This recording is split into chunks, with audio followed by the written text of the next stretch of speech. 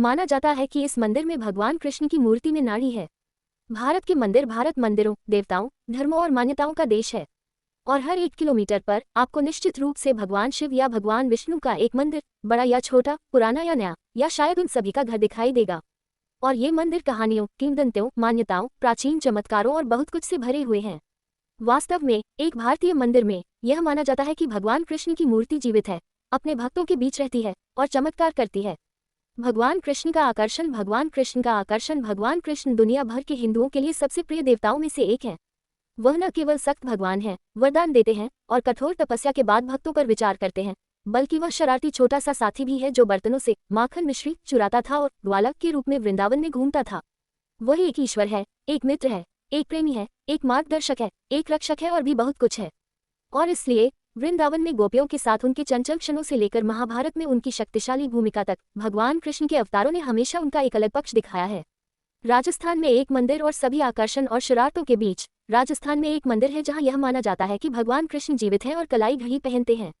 जयपुर में एक घड़ी वाले गोपीनाथ मंदिर है जहां भगवान कृष्ण के हाथों में न केवल उनकी बांसुरी और उनके फूल हैं, बल्कि एक घड़ी भी है जिसके बारे में लोगों का मानना है कि यह भगवान कृष्ण की नाड़ी के कारण काम करती है।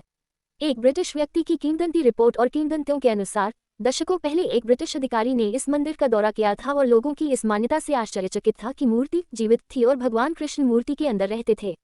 लोगों को ये साबित करने के लिए कि यह सिर्फ एक मूर्ति है, अधिकारी ने एक घड़ी लाई जो केवल एक जीवित व्यक्ति की नाड़ी के साथ काम करती थी और मूर्ति को पहना दी।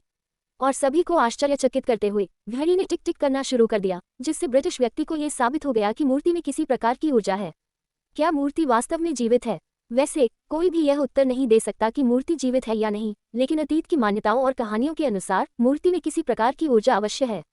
लोग ये भी कहते हैं कि मूर्ति स्वयंभू थी, जिसका अर्थ है कि किसी ने इसे बनाया या आकार नहीं दिया, यह अपने आप धरती से निकली थी।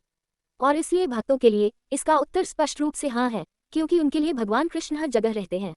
और संदेह करने वालों के लिए कोई भगवान नहीं है, अकेले ऐसे भगवान की बात ही छोड़ दे जो मूर्ति के अंदर निवास करते हैं।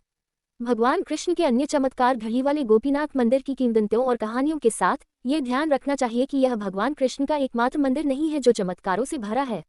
बांके बिहारी मंदिर भी है, जहां ऐसा माना जाता है कि भगवान कृष्ण अपने बाल रूप में हैं और जब वे किसी सच्चे भक्त को बहुत देर तक देखते हैं तो वे उनका साथ देने और उनके साथ रहने के लिए उनके साथ चले जाते हैं।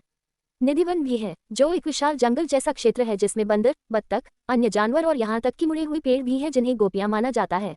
निधिवन में ऐसा कहा जाता है कि भगवान कृष्ण हर रात आते हैं, नृत्य करते हैं, खाते हैं और फिर सूर्योदय के समय चले जाते हैं।